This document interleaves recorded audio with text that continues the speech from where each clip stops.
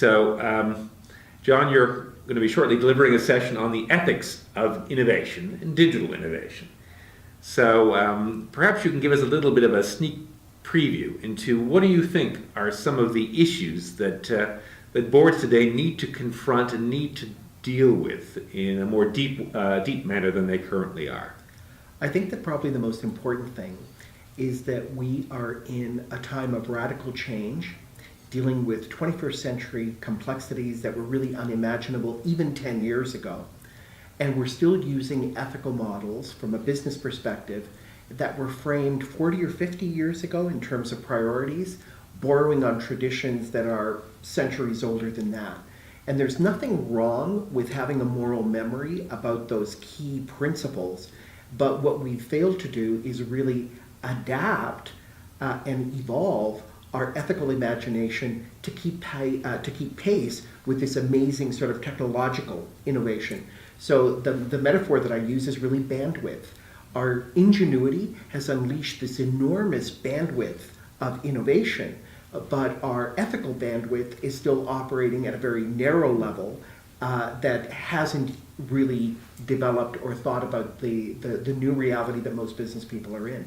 And so I think boards are still doing very slow ethical thinking, usually in reaction to a problem, whereas the scale of what's confronting most organizations today requires a real sort of proactive innovation in the way we do ethics, as well as in the way that we deliver new products, services, or digital innovation.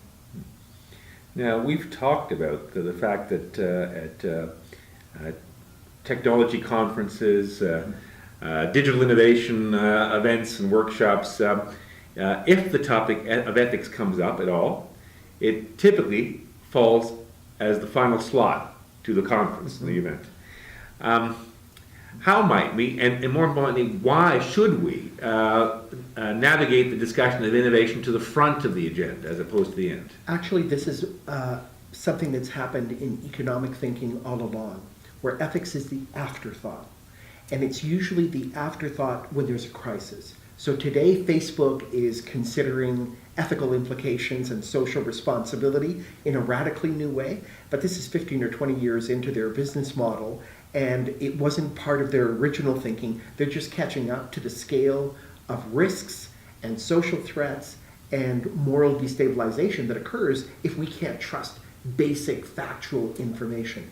So this is really, I think, the change that all of us need to be going through, where rather than afterthought, ethic becomes part of our forethought. It becomes part of the way that we actually think about the human implications, the human opportunities. And again, ethics is usually thought of as the constraint that prevents us from doing wrong. That's helpful, but that's only part of the equation.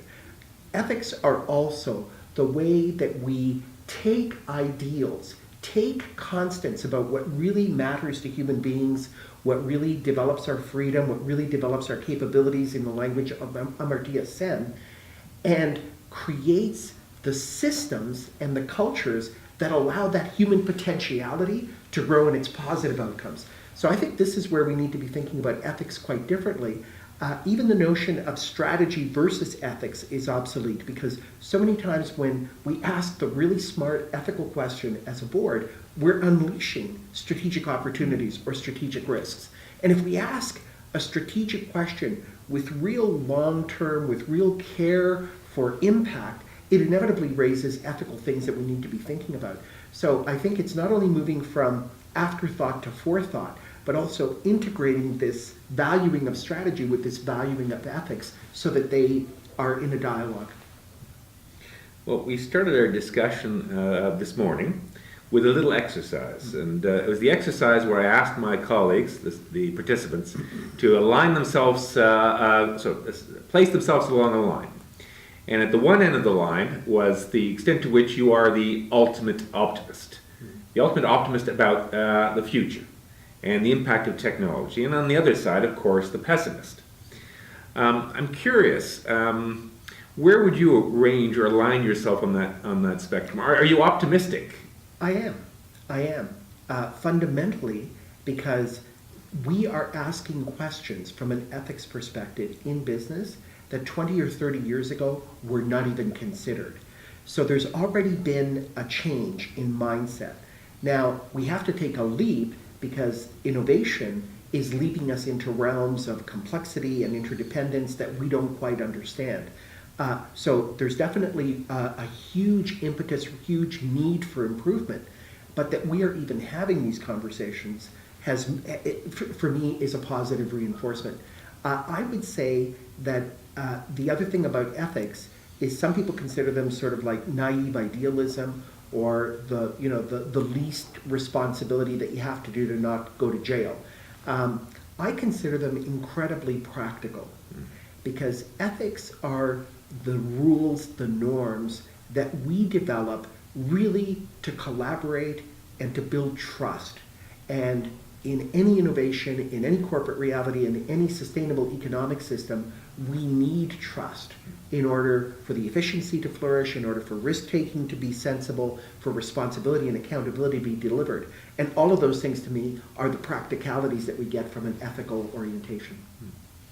I'm a big sort of fond of thinking about grouping answers or questions into triads, so threes. Yeah.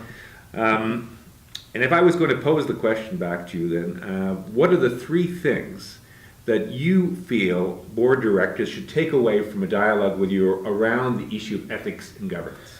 Well, I think that first of all, the responsibility of each board member is not only or not to be their ethical best, but to actually know how to bring the ethical best out of the other people around the table. That means knowing how to listen, knowing how to question, knowing how to allow people to almost be wrong or half right on their way to a fuller understanding. So I think it's the skill of enabling one another's potential. So I would say that's one. Secondly, I would say that at the board, if they take seriously the idea of fiduciary, they own trust. And therefore, how they choose CEOs, how they train the executive team, what they expect as executives come forward with innovation programs and everything else, that they are expecting trustworthiness, therefore ethicality at a very high level. The third thing I would say is that, and we've heard this already in some of the other speakers, no company is an island. No board is, in a sense, the way that we used to think of boards, off in their ivory tower doing their thing. We are all so intimately interconnected. So boards have to have the pliability, the porousness to be able to take input from society, input from experts, input from competitors, and use all that and make contributions. So they're not only managing vertically what the organization is doing, but they're strengthening those trust connections out into the collaborative world. I want to thank you for your contribution, not only to the program that's taking place this weekend, but to your contribution to the Directors College as well. Well, Michael, it's been a joy for me to do this work, and now that we've got it on video, we can beam it out. Virtually. Thank you. Thank you.